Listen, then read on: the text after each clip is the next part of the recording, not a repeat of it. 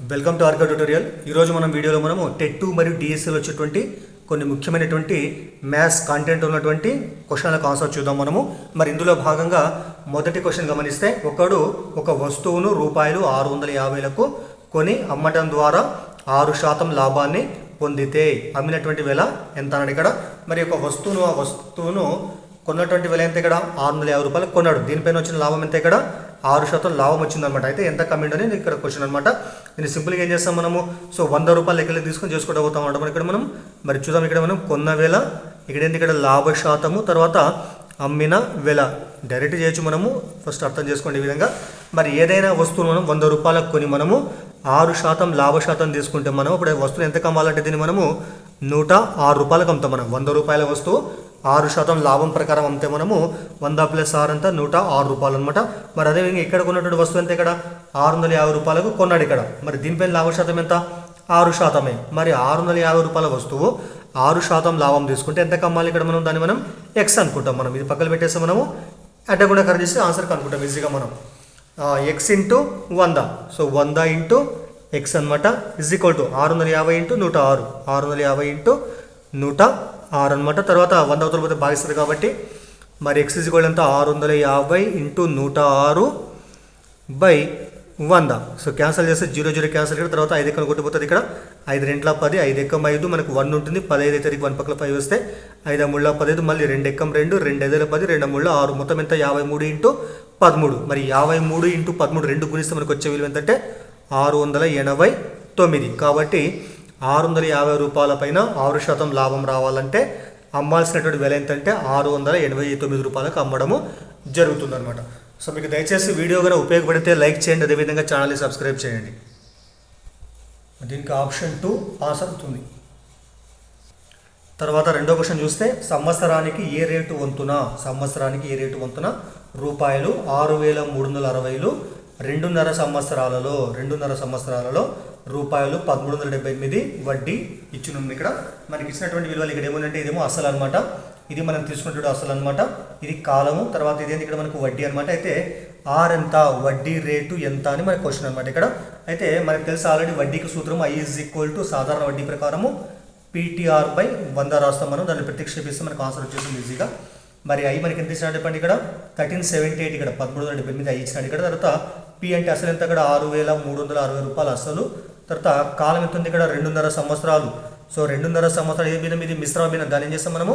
అపక్రమ భిన్నంలోకి మార్చుకుంటాం మనం. 2 2 4, 4 1 ప్లస్ 1 5, 5/2 కాబట్టి ఈ ప్లేస్లో మనము 5/2 రాసుకోవచ్చు. ఇంటూ ఎంత చెప్పండి? ఇక్కడ ఆర్ ఎట్లా రాస్తాం మనము? బై ఏముంది ఇక్కడ? 100 కాబట్టి సో హారంలో 100 రాసుకుంటాం మనం. తర్వాత చూడండి ఇక్కడ ఈ 0 క్యాన్సల్ ఇక్కడ. తర్వాత సరే దీని ఇక్కడ ఆర్ అట్లే పెట్టిద్దాం మనం ఇక్కడ. మనం తర్వాత దీంతో ఇవన్నీ ఇక్కడ పంపిద్దాం మనం. ఆర్ అట్లే ఉంటుంది ఇక్కడ. ఆర్ అట్లే ఉంటే సో 1378 ఇంటూ 10 2 యువతలకు వస్తే గుణిస్తాయి కాబట్టి సో 10 ఇంటూ 2, తర్వాత 636 ఇంటూ 5 యువతలకు వస్తే ఇక్కడ బై వస్తాయి కాబట్టి హారంలోకి వస్తే భాగిస్తాయి. 636 ఇంటూ 5 అనమాట. తర్వాత సూక్ష్మీకరిద్దాం మనము.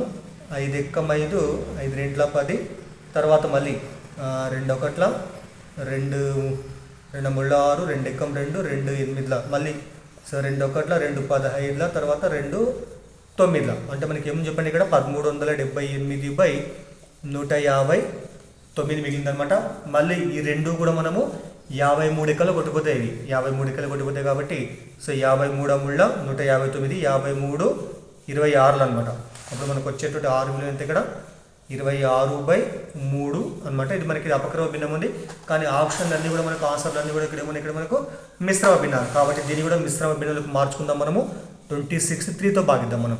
సో 3 ఎంబుల్ 24, శేషం ఎంత? 2 అనమాట. కాబట్టి ఈ భాగఫలాన్ని ఇక్కడ రాస్తాం. తర్వాత శేషం 2 విభాజకం 3 కాబట్టి సో ఆన్సర్ ఎంత? 8.2/3% వడ్డీ రేటు మనము చెల్లిస్తుంది అనమాట ఇక్కడ. తర్వాత థర్డ్ క్వశ్చన్ చూస్తే, 4m² + 7m - 3 నుండి 4 + 3m² తీసివేయగా. చాలా ఈజీ క్వశ్చన్. దీని నుంచి తీసేయాలంటే మనము పైన రాసుకుంటాం మనం. ఫస్ట్ 4m² + 7m - 3 దీని నుంచి తీసేయాలి కాబట్టి ఫస్ట్ ఏం చేస్తాం మనం? సజాతి పదాలు కదా, సజాతి పదాలు రాస్తాం మనము. 4m² కింద 3m² రాస్తున్నాయి ఇక్కడ. తర్వాత నెక్స్ట్ ఏముంది ఇక్కడ స్థిరపదం కదా, స్థిరపదం కింద స్థిరపదం రాస్తుంది ఇక్కడ. దీని గుర్తు ఏం లేకుంటే ప్లస్ కాబట్టి +4 రాస్తున్నా. అయితే దీని నుంచి తీసేయాలి కాబట్టి ఏం చేస్తాం మనము, ఈ తీసేసేటువంటి ఈ యొక్క విలువల యొక్క గుర్తులు మారుస్తాం. మరి ప్లస్ ఉంటే మైనస్ రాస్తాము, ప్లస్ ఉంటే మైనస్ రాస్తాము. మరి 4m² - 3m² ఏముంటుంది, అప్పుడు ఒక m² ఉంటుంది కాబట్టి m² రాస్తుంది ఇక్కడ. ఈ పదం కింద ఎటువంటి పదాలు లేవు కాబట్టి అది అట్లే ఉంటుంది ఇక్కడ. +7m తర్వాత -3 -4 రెండు యాడ్ చేస్తే -7. కాబట్టి మనకు answer 4th one m² + 7m - 7 ఇది మనకు ఆన్సర్ అవుతుందన్నమాట. తర్వాత 4వ క్వశ్చన్ చూడండి. 3 ఘాతాంకం -4ను ఏ సంఖ్యచే గుణించగా లబ్ధము 729 అవుతుందన్నది ఇక్కడ. అంటే దీన్ని ఏదో ఒక సంఖ్యతో గుణించాలంటే గుణిస్తే అప్పుడు మనకు వచ్చే లబ్ధం ఎంత కావాలి, మనకు ఆన్సర్ 729 కావాలన్నమాట. అయితే ఆ గుణించేటువంటి సంఖ్య ఎంత అని ఇక్కడ, మరి ఆ సంఖ్యని x అనుకుందాం మనం. కాబట్టి 3 ఘాతాంకం -4ను మనము ఇంటూ x అనుకుందాం. మనం xతో గుణిస్తే మనకు వచ్చే లబ్ధం ఎంత కావాలా, 729 కావాలన్నమాట. మనకి ఇక్కడ ఏముంది, ఇక్కడ 3 - 4 ఘాతాంకం మైనస్ ఉంది కాబట్టి దాన్ని ప్లస్గా మార్చాలని చేస్తే మనం బై రాసుకోవచ్చు మనం. కాబట్టి x/3 + 4గా రాసుకోవడం. మనకి సూత్రం ఉంటుంది a⁻n ఎంత 1/a⁴n రాసుకుంటాం మనం. దాని ప్రకారము హారంలో రాస్తే దానికి గుర్తు ప్లస్ అవుతుంది అనమాట. సో ఈక్వల్ ఎంత ఇక్కడ 729 అనమాట. మరి 729కి కూడా మనం కారణకాలు కడితే అంటే 3కి గుణిజాలు 3 కారణకాలు రాస్తే ఏమొస్తుంది, ఇక్కడ మనకు 3 ఎక్కని తీసుకుంటే 3 2 6 3 4 3 9. సో మళ్ళీ 3 8 3 1 మళ్ళీ సో 3 27 3 9 తర్వాత 3 3 మొత్తం 3 ఇక్కడ మనకు 1 2 3 4 5 6 వచ్చినాయి. కాబట్టి దీన్ని మనము 729 3/6గా రాసుకోవచ్చు మనం. ఇక్కడ భాగిస్తుంది, ఇక్కడ అవతల ఏం చేస్తుంది గుణిస్తారు కాబట్టి. సో x ఎంత 3 ఘాతాంకం 6 × 3 ఘాతాంకము 4. మరి భూములు సమానం అంటే ఘాతాంకాలు ఏం చేయాలి మనం కలపాలి కాబట్టి 3 ఘాతాంకం 6 + 4 ఎంత 10. సో మనకు థర్డ్ వన్ ఆన్సరు 3/10 మనకు ఆన్సర్ కావడము జరుగుతుంది అనమాట ఇక్కడ. మరి దేని ప్రకారం ఉంది, మీకు సూత్రం ఉంటుంది ఘాతాంక న్యాయాలు a⁻m × a⁻n a⁻m + n ప్రకారం ఘాతాంకాలు కలుపుతాం ఇక్కడ మనం. తర్వాత 5వ క్వశ్చన్ చూద్దాము. 14 సెంటీమీటర్ల పొడవు గల దీర్ఘచతురస్రాకార కాగితమును ఇక్కడ వెడల్పు వెంబడి రోల్ చేస్తే 20 సెంటీమీటర్ల వ్యాసార్థం గల స్తూపం ఏర్పడింది. అయితే స్తూపం యొక్క ఘనపరిమాణం ఎంత అని ఇక్కడ చూడండి. మనకి యాక్చువల్గా ఈ విధంగా ఒక పేపర్ ఉందంటే ఈ విధంగా ఇది ఏ ఆకారం ఉంది, దీర్ఘచతురస్రాకారము. దీని యొక్క పొడవు ఎంత అంటే ఇక్కడ 14 సెంటీమీటర్ అనమాట. ఇది పొడవు, ఇది వెడల్పు మనకి ఇవ్వలేదు ఇక్కడ. కానీ వెడల్పు వెంబడి ఫోల్డ్ చేస్తే అంటే ఈ విధంగా అనమాట. ఈ విధంగా ఫోల్డ్ చేసినట్లయితే అప్పుడు ఇట్లా మడత పెట్టినారనమాట. దీని యొక్క వ్యాసార్థం ఇది మనకి వ్యాసార్థం అనమాట. ఇక్కడ ఆర్ ఎంత చెప్పండి ఇక్కడ, సో 20 సెంటీమీటర్ అనమాట. అంటే స్తూపం యొక్క వ్యాసార్థం ఎంత 20 సెంటీమీటర్స్ అనమాట. అదేవిధంగా ఎత్తు ఏమైతుంది ఇక్కడ మనకి ఎత్తు మాత్రం మారదు, ఇక్కడ ఎంత ఉంటే అంతే ఉంటుంది ఇక్కడ. అంటే h = 14 సెంటీమీటర్ అనమాట. ఈ పేపర్ని ఈ విధంగా స్తూపంలాగా మలిస్తే అప్పుడు వాటి కొలతలు ఏమైనా వ్యాసార్థం 20 సెంటీమీటర్లు, ఎత్తు ఎంత 14 సెంటీమీటర్లు అనమాట. అయితే మనకి అడిగింది ఏంది ఇక్కడ, సో దీని యొక్క ఘనపరిమాణం ఎంత అన్నాడు, స్తూపం యొక్క ఘనపరిమాణం ఎంత అన్నాడు. మరి ఘనపరిమాణం ఫార్ములా v = πr²h అనమాట. మరి π అంటే ఎంత రాస్తాం, మామూలుగా మనము 22/7 రాస్తాము. r అంటే ఎంత మనకి 20 కాబట్టి r² అంటే ఏమొస్తుంది 20 × 20 2 టైమ్స్ రాస్తాం. తర్వాత ఇంటూ h అంటే ఎంత 14 అనమాట. ఇప్పుడు క్యాన్సిల్ చేస్తే 7 ఎక్కము 7 2 14 ఈ మొత్తం మల్టిప్లై చేస్తే మనకు వచ్చేది ఆన్సర్ అనమాట.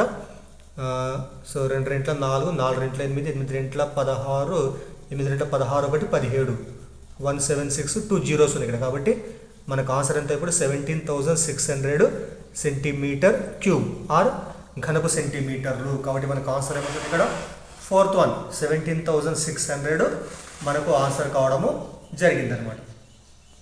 తర్వాత 6వ క్వశ్చన్ చూడండి, చాలా ఈజీ క్వశ్చన్ చూడండి. ఇక్కడ మనకి ఏమిచ్చిందంటే క్రింది పటంలో x విలువ ఎంత అన్నాడు ఇక్కడ. క్రింది పటంలో x విలువ ఎంత అన్నాడు ఇక్కడ x ఉంది, ఇక్కడ ఈ విలువ ఎంత అన్నాడు ఇక్కడ. అయితే మనకి ఇచ్చింది ఇక్కడ ఒక వృత్తం అనమాట. ఒక వృత్తంలో ఏముంది ఇక్కడ, సో AB ఒక చాపం అనమాట. ఈ చాపం వల్ల యాక్చువల్ ఇక్కడ మనకు 2 చాపాలు ఉన్నాయి. ఉదేమో AB చాపం, ఇది అల్ప చాపం అంటారు, ఇది చిన్న చాపం అనమాట. ఇది ఇక్కడ నుంచి A నుంచి C నుంచి B ఏమంటారు, దీన్ని అధిక చాపం అంటారు అనమాట. అంటే ఈ యొక్క అల్పచాపం ఏదైతే ఉంటుందో అల్పచాపం వల్ల అధిక చాపంలో ఒక బిందువు వద్ద ఏర్పడిన కోణం ఎంత ఉంది ఇక్కడ 40 degrees ఉంది. ఈ అల్పచాపం వల్ల అధిక చాపంలో ఏర్పడినటువంటి కోణం ఏదైతే ఉంటుందో సో ఆ కోణానికి రెట్టింపు కోణం ఇక్కడ కేంద్రం వద్ద ఏర్పడుతుంది ఇక్కడ. అంటే ఇక్కడ 40 ఉంటే ఈ కోణం ఎంత కావాలా, దీనికి డబల్ ఉండాలి. డబల్ అంటే ఎంత ఇక్కడ మనకు 80 వస్తుంది అనమాట ఇక్కడ. అంటే ఈ కోణం ఎంత మనకి ఇవ్వలేదు యాక్చువల్గా ఇది. సో ఇక్కడ ఏర్పడే కోణం ఎంత 80 degrees అనమాట. ఇంకోటి ఏంటి ఇక్కడ ఒక బిందువు వద్ద అది వృత్త కేంద్రం వద్ద ఏర్పడే మొత్తం కోణం ఎంత 360 డిగ్రీస్ అనమాట. 360లో ఏముంది ఇక్కడ ఎక్స్ ప్లస్ 80 అంటే ఎక్స్ ప్లస్ 80 మొత్తం ఎంతకు సమానం ఇక్కడ మనకు 360కి సమానం. దీనికి ఎక్స్ ఏమొస్తుంది చెప్పండి ఇక్కడ 360 మైనస్ 80 అంటే ఎంత వస్తున్నప్పుడు మనకు ఆన్సర్ 280. కాబట్టి ఎక్స్ ఎంత 280కి సమానం అవుతుంది. గుర్తుపెట్టుకొని ఒక చాపం వల్ల మరో చాపంలో ఏర్పడినటువంటి కోణానికి రెట్టింపు కోణము కేంద్రం వద్ద ఆ చాపం ఉన్న సైడ్ ఏర్పడుతుంది అనమాట. అది గుర్తుపెట్టుకోవాలి మనం. తర్వాత 7th క్వశ్చన్ చూద్దాము. 10, 12, 18, 13 P మరియు 17ల సరాసరి 15 అయితే P విలువ ఎంత అంటే చాలా ఈజీ క్వశ్చన్ చూడండి. ఇది V యొక్క 1, 2, 3, 4, 5, 6 ఈ 6 సంఖ్యల యొక్క సరాసరి అంతా 15 అంట. అయితే P విలువ ఎంత అన్నాడు. మీకు సరాసరి సూత్రము రాశుల మొత్తం రాష్ట్ర సంఖ్య. రాశులు ఏమన్నా ఇక్కడ వాటి మొత్తం కనుక్కుందాం మనం. 10 plus 12 plus 18 plus 13 plus P plus 17 by వీటి సంఖ్య అయితే ఇక్కడ 6 ఉంది కాబట్టి బై 6 రాస్తున్నా. రాశుల మొత్తం రాష్ట్ర సంఖ్య ఈజ్ ఈక్వల్ టు సరాసరి అంతా ఇక్కడ 15 కాబట్టి 15 రాస్తుంది ఇక్కడ. తర్వాత వీటి మొత్తం 17 ప్లస్ 13 ఎంత 30 అవుతుంది ఇక్కడ. 18 ప్లస్ 12 కూడా 30 ప్లస్ 30 60 60 ప్లస్ 10 60 ప్లస్ 10 70 ప్లస్ ఈ యొక్క చరరాశి P ఈక్వల్ టు ఇక్కడ 6 × 15 6 15 90. దీని నుంచి P ఏమొస్తుంది ఇక్కడ మనకు 90 ఈ 70 ఇక్కడ పోతే -70 ఈక్వల్ ఎంత కూడా 20. కాబట్టి P ఎంత మనకు 20కి సమానం. థర్డ్ ఆప్షన్ ఆన్సర్ అవుతుంది అన్నమాట. తర్వాత 8th క్వశ్చన్ చూడండి. ఒక దీర్ఘచతురస్రపు వైశాల్యము 2x² + 9x - 5 అయితే అయినా దీర్ఘచతురస్ర పొడవు వెడల్పుకు అనుకూలమైనటువంటి కొలతలు కనుగొనమని ఇక్కడ. అయితే మనకి ఇచ్చిన ఏముంది ఇక్కడ ఒక వర్గ బహుపది అనమాట.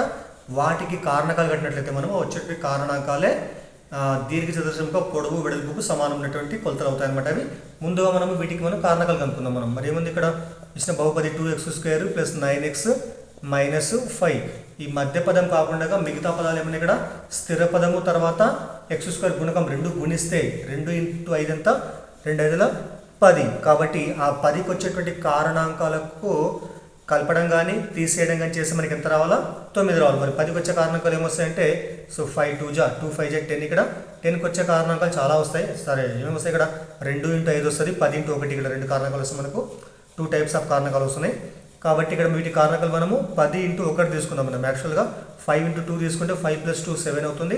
దీనికి సమానం కాదనమాట. 5 - 2 3 దీనికి సమానం కాదు కాబట్టి 10 × 1 తీసుకున్నాం మనము. మరి 9 కావాలి మనకి. 9 అంటే ఏం చేస్తాం మనము ఈ 10 × 1ని మనము 10 - 1గా రాసుకోవచ్చు మనం. 10 - 1 9కి సమానం అవుతుంది కాబట్టి ఆ విధంగా రాసుకోవచ్చు మనము. కాబట్టి 2x² + 9 ఏం రాసుకోవచ్చు మనము 10x - 1x అని రాసుకోవచ్చు. -5 అలాగే ఉంటుంది ఇక్కడ. మళ్ళీ ఏం చేస్తే ఇక్కడ మనం రెండింటి నుంచి మనము 2x కామన్ తీస్తే అప్పుడు లోపల ఏముంటుంది ఇక్కడ ఒక x ఉంటుంది ప్లస్ తర్వాత 5 ఉంటుంది ఇక్కడ. x బయటకు వచ్చింది 2 × 2x × x 2x² 2x × 5 10x. ఇక్కడ మైనస్ ఇక్కడ ఉమ్మడి పదాలు ఏం లేకుంటే 1 కామన్ తీసుకుంటాం మనం. -1 కామన్ తీసుకుంటే లోపల ఏముంటుంది ఇక్కడ x plus 5 -1 × x -x -x plus -1 × 5 5 అనమాట. మళ్ళీ x + 5 మళ్ళీ ఉమ్మడి పదాలు కామన్ తీస్తే అప్పుడు లోపల ఏముంటుంది 2x - 1 అనమాట.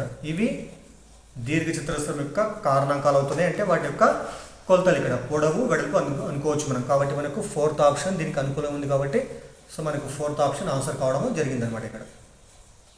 తర్వాత 9th క్వశ్చన్ చూస్తే శిరీష వద్ద 50 పైసలు మరియు 25 పైసల నాణెములు కలవు. 50 పైసల నాణెముల సంఖ్యకు రెట్టింపు సంఖ్యలో 25 పైసల నాణెములు కలవు. వీని మొత్తం విలువ ₹18 అయితే 25 పైసల యొక్క నాణెముల సంఖ్య ఎంత అన్నది ఇక్కడ.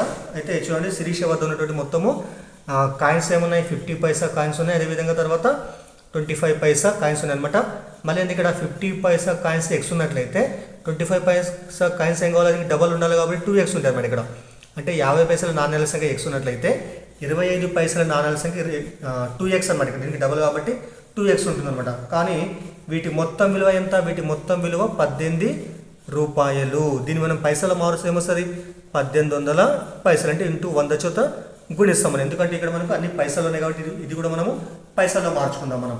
మరి వీటి విలువ ఎంత 50 × x మొత్తం 50 పైసల విలువ ఎంత అంటే 50 × x 50 × x plus 25 × 2x 25 × 2x 25 పైసల విలువ. వీటి మొత్తం ఎంత విలువ ఇక్కడ మనకు 1800 పైసలకు సమానం కావడము జరుగుతుంది. మరి 50 × x ఎంత 50x ప్లస్ ఇక్కడ కూడా 25 ఇంటూ 2x ఎంత 25 టు 50 కాబట్టి 50x ఈక్వల్ ఎంత 18 100 మొత్తం ఎంత 100 అవుతుంది ఇక్కడ. మరి 100x ఈజ్ ఈక్వల్ టు 1800. ఈ 100 అక్కడ పోతే భాగిస్తుంది కాబట్టి సో డైరెక్ట్ కొట్టించుకో మనము. x is equal to 1800 by so 100 zeros cancel ఇక్కడ మనకి ఏమొచ్చినప్పుడు x అంటే 18 వచ్చింది ఇక్కడ. సో x ఎంత 18. మరి x అంటే యాక్చువల్గా అర్థమైంది ఇక్కడ 50 పైసలు నాలుగు వీటి విలువ మొత్తము 18 ఉన్నాయి. మొత్తం ఈ 50 పైసలు మొత్తం 18 ఉన్నాయి. మరి 25 పైసలు అని ఉంటే దీనికి డబుల్ ఉంటాయి కాబట్టి 18 రేట్లు ఎంత 36 అంటే పావుల 25 పైసల యొక్క మొత్తము నాణ్యాల సంఖ్య ఎంత 36కు సమానం కావడం జరిగింది ఇక్కడ. తర్వాత 10వ క్వశ్చన్ చూడండి. ఏ మరియు బి కలిసి ఒక పనిని 12 రోజులలో పూర్తి చేయగలరు. ఏ ఒక్కడే అదే పనిని 20 రోజులలో పూర్తి చేస్తే బి ఒక్కడే ఎన్ని రోజులలో ఆ పనిని పూర్తి చేయగలడు. చూడండి ఒక పని ఉందంట, ఆ పనిని ఏ బి ఇద్దరు కలిసి ఏం చేస్తారు ఇక్కడ 12 డేస్లో కంప్లీట్ చేస్తారనమాట. కానీ ఏ ఒక్కడే ఆ పని ఏం చేస్తారు 20 డేస్లో పూర్తి చేసినట్లయితే బి ఒక్కడే ఆ పనిని ఎన్ని రోజుల్లో పూర్తి చేయగలరు. ఇక్కడ చాలా ఈజీ క్వశ్చన్ చూడండి ఇక్కడ. అయితే ముందు ఏం చేస్తాం మనము మొత్తం పనికి పట్టేటువంటి కాలం ఎంత 12 డేస్ ఇక్కడ ఏ బీలకు. మళ్ళీ ఒక రోజు వాళ్ళు చేసేటువంటి పని ఎంత దాని చేస్తాం మనం 1/, రాసుకుంటాం మనం 1/12 రాసుకుంటాం మనము. ఇదేంది ఇక్కడ ఏ బీల యొక్క ఒక రోజు పని అనమాట. మరి అదేవిధంగా ఏ ఒక్కడే చేసేటువంటి పని పట్టేటువంటి కాలం ఎంత 20 డేస్ అనమాట. మళ్ళీ ఒక రోజులో చేసేటువంటి పని ఎంత 1/20. వీటి మధ్య తేడా ఏ బీల యొక్క అంటే ఇద్దరి యొక్క ఒకరోజు పనికి వెళ్ళి మనము ఏ ఒక్కని ఒకరోజు పనిని తీసేస్తే మనకు వచ్చేది ఏమంటే బి యొక్క ఒక రోజు పని అనమాట. ఇప్పుడు కాసాగా ఏమవుతుంది 12 ఇంటూ 20. సో 12 ఇంటూ 20 అంటే గుణకరం 20 ఇంటూ 1. సో 20 మైనస్ 12 ఇంటూ 1 12 ఇక్కడ. అప్పుడు మనకి ఏమొస్తుంది ఇక్కడ 8/12 ఇంటూ 20 అనమాట. మరి క్యాన్సిల్ చేస్తే 4 2 8 4 5 20 మళ్ళీ సో 2 ఎక్కం 2 6 ఇక్కడ. సో 1/6 5 ఎంత 30. సో 1/30 అంటే బి యొక్క ఒక రోజు పని ఎంత 30 అనమాట. మరి బి యొక్క పూర్తి పనికి పట్టేటువంటి కాలం ఎంత దాన్ని తిప్పి రాసుకుంటాం మనం. 30/1 అంటే ఎంత వస్తుంది ఇక్కడ 30 డేస్ వస్తుంది అనమాట. బి యొక్క పూర్తి పని చేయడం పట్టేటువంటి కాలం ఏంటంటే 30 డేస్ అనమాట. మనకు ఆన్సర్ థర్డ్ వన్ మనకు ఆన్సర్ కావడం జరిగింది ఇక్కడ. మీకు దయచేసి వీడియో ఉపయోగపడితే లైక్ చేయండి, అదేవిధంగా ఛానల్ని సబ్స్క్రైబ్ చేయండి. ఇప్పుడు 11th క్వశ్చన్ చూద్దాము. 1/2 టు ది పవర్ సరే క్రింది వాటిలో సరి కాందండి ఇక్కడ. అంటే 4 ఆప్షన్లు ఏదో రాంగో చెప్పాలి మనము.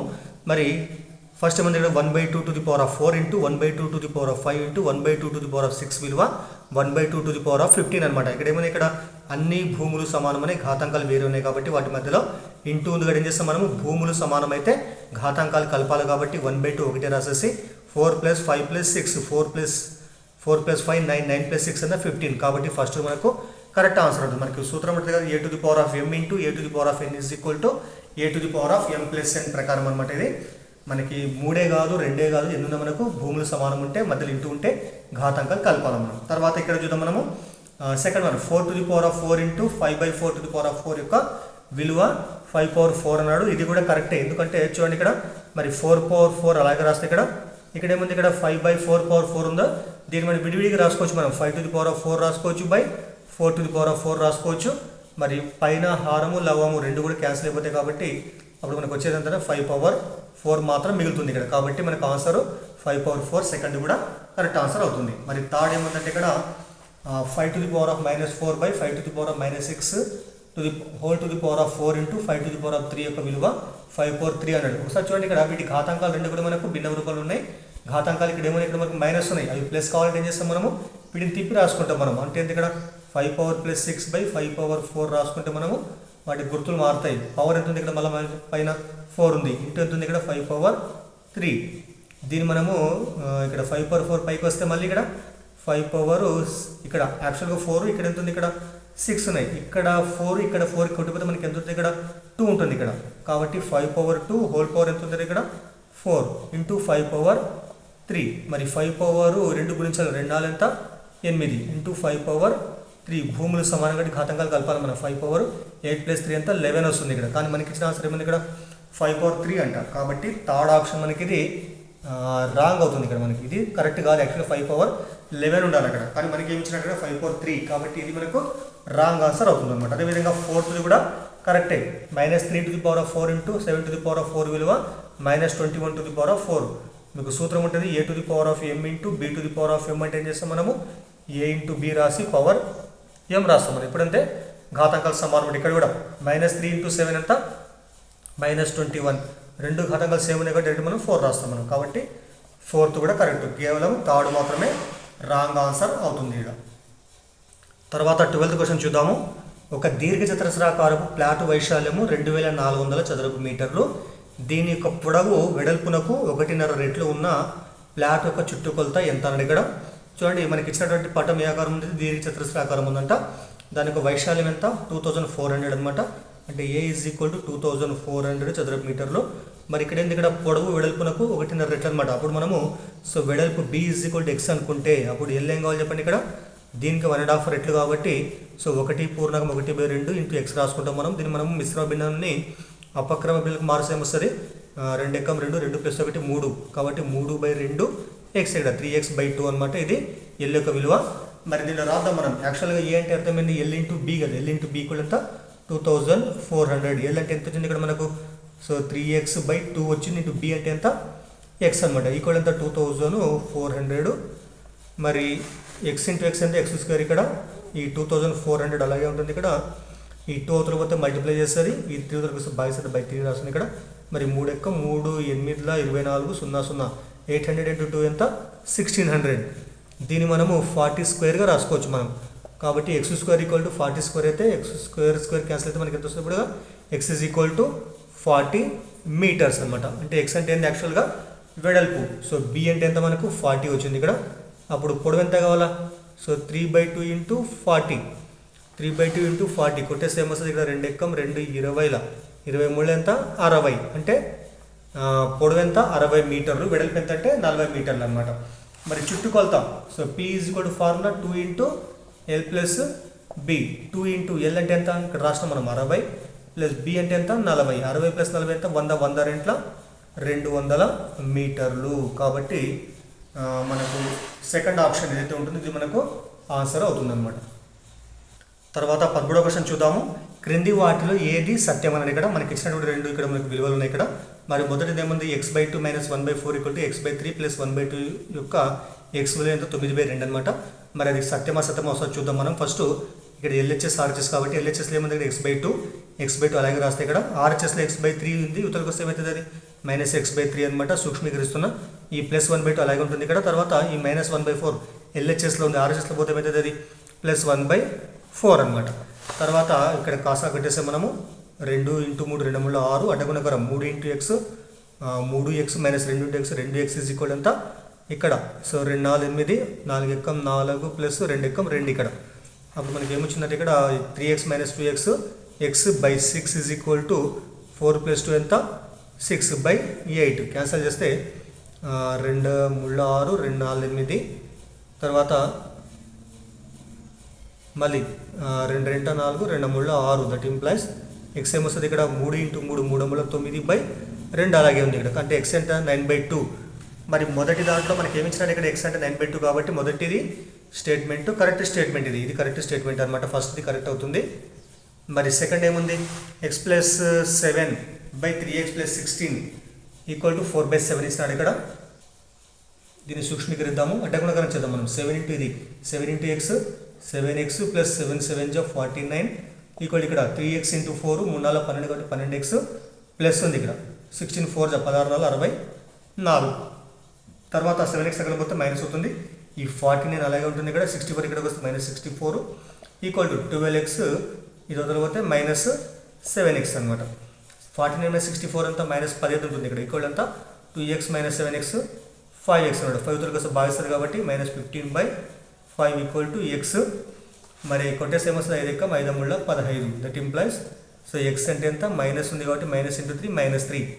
ఎక్స్ -3. కానీ మనకి ఏమి ఇచ్చింది చెప్పండి, ఇక్కడ -4 ఇచ్చినాడు కాబట్టి ఇది మనకు రాంగ్ అనమాట. అంటే ఏ మాత్రమే కరెక్ట్, బి అనేటువంటిది రాంగ్ అయింది ఇక్కడ. మీకు దయచేసి వీడియో ఉపయోగపడితే లైక్ చేయండి, అదేవిధంగా ఛానల్ సబ్స్క్రైబ్ చేయండి. మీ ఫ్రెండ్స్కు ఫ్యామిలీ మెంబర్స్ కూడా వీడియోని షేర్ చేయండి. మరి 14వ క్వశ్చన్ చూద్దాము. ఒక భిన్నంలో లవము హారము కంటే 6 తక్కువ. లవమునకు 3 కలిపిన భిన్నము 2/3కు సమానం అవుతుంది. అయితే ఆ భిన్నం ఎంత అని ఇక్కడ మరి ఇచ్చినటువంటి కండిషన్ల ప్రకారము లవం ఎట్లుంది, ఇక్కడ హారం కంటే 6 తక్కువ ఉంది కాబట్టి ఫస్ట్ మనము హారం x అనుకుంటే మనం అప్పుడు లవం ఏం కావాలా, 6 తక్కువ ఉండాలి కాబట్టి x - 6 ఇది మనకు కావాల్సిన భిన్నం అనమాట. లవము హారము కంటే 6 తక్కువ ఉంది కాబట్టి హారం x అయితే లవం ఎంత, x - 6 అనమాట. తర్వాత నెక్స్ట్ ఏం చేయాలి, మనకు లవానికి 3 కలపాలంట మనం. అంటే ఏంది ఇక్కడ x-6 లవానికి 3 కలపాల, హారం మాత్రం అలాగే ఉంటుంది ఇక్కడ. ఈ విధంగా లవానికి 3 కలిపినప్పుడు ఆ భిన్నం ఏమైంది ఇక్కడ మనకు 2/3గా మారుతుంది. ఈ విధంగా మారిందనమాట. ఇప్పుడు మనకు కావాల్సిన భిన్నం ఎంత అన్నాడు సూక్ష్మీకరిద్దాం ఫస్ట్ మనము. మరి x-6 + 3 ఎంత -3 ఉంటుంది బై x ఈక్వల్ ఎంత 2/3 అనమాట. ఇక్కడ అడ్డగోడ చేస్తే 3 × x - 3 ఎంత 3 × x. So 3x - 3 × 9 equal to x × 2x. మరి 2x వరకు వస్తే మైనస్ ఉంటుంది కాబట్టి 3x అలాగే ఉంటుంది ఇక్కడ -2x. ఈ 9 ఇక్కడ పోతే +9. దట్ ఇంప్లైస్ 3x - x ఎంత x ఈక్వల్ ఎంత 9. మరి x ఈక్వల్ 9 అయితే ఇప్పుడు మనకు కావాల్సిన భిన్నం ఎంత x 9 వచ్చింది కాబట్టి హారం ఎంత ఇక్కడ మనకు 9 ఉంటుంది ఇక్కడ. మరి లవం ఎంత 9 - 6 అంటే 3. కాబట్టి మనకు కావాల్సిన భిన్నం ఎంత 3/9. సో మనకు కావాల్సిన భిన్నము సెకండ్ ఇక్కడ 3/9 ఇక్కడ ఆన్సర్ కావడం జరిగింది ఇక్కడ మనకు. Thank you.